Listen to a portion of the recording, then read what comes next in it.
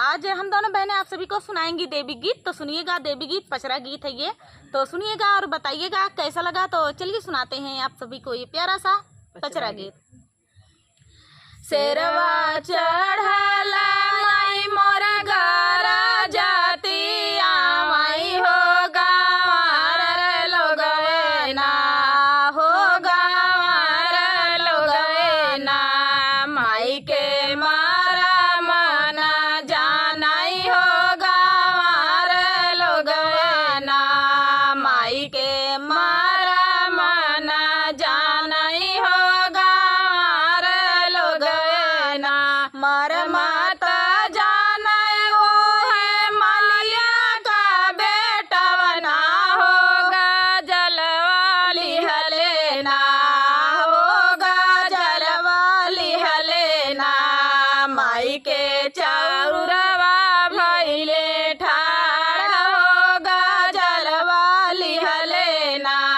माई के चौरवा भइले ठाड़, होगा जलवाली हलेना। शेरवा चढ़ला माई मोर घर जातया, माई हो गाँवर लोगवाना, हो गाँवर लोगवाना, माई के मारा मना जानाई हो गाँवर लोगवाना, माई के मारा मना जानाई हो गाँवर लोगवाना, मर माता जानाई वही कोहरा का बेटा बना, हो कालस वाली हलेना, हो कालस वाली हलेना, माई के चौरवा भइले ठाड़, हो कालस वाली हलेना,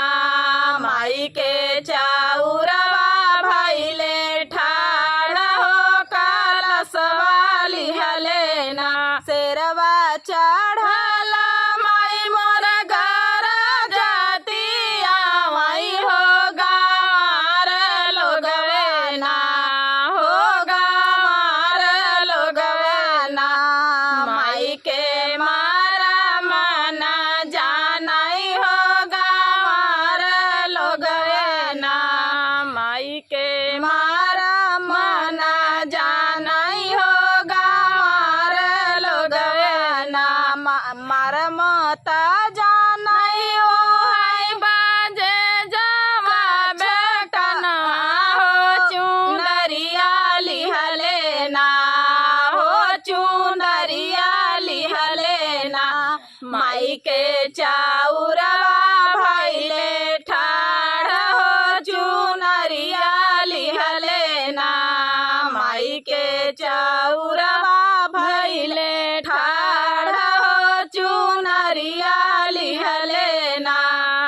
शेरवा चढ़ला माई मोर घर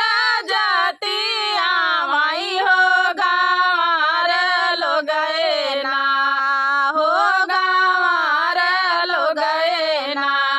माई के मारा मना जानाई हो गाँवर लोगवे ना, मर माता जानाई हो चूड़ी हरवा छोकड़वा, की चूड़िया लिहलेना, हो की चूड़िया लिहलेना, माई के चौरवा भइले ठाड़, हो की चूड़िया लिहलेना, माई के चौरवा भइले ठाड़, हो की चूड़िया लिहलेना। शेरवा चढ़ला माई मोर घर जातिया, माई हो गाँवर लोगवे ना,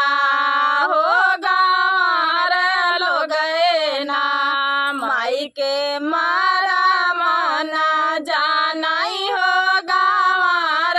लोगवे ना, मर माता जानाई हो, मर माता जानाई हो सोनारा बेटा बना, हो जय हरवाली हलेना, हो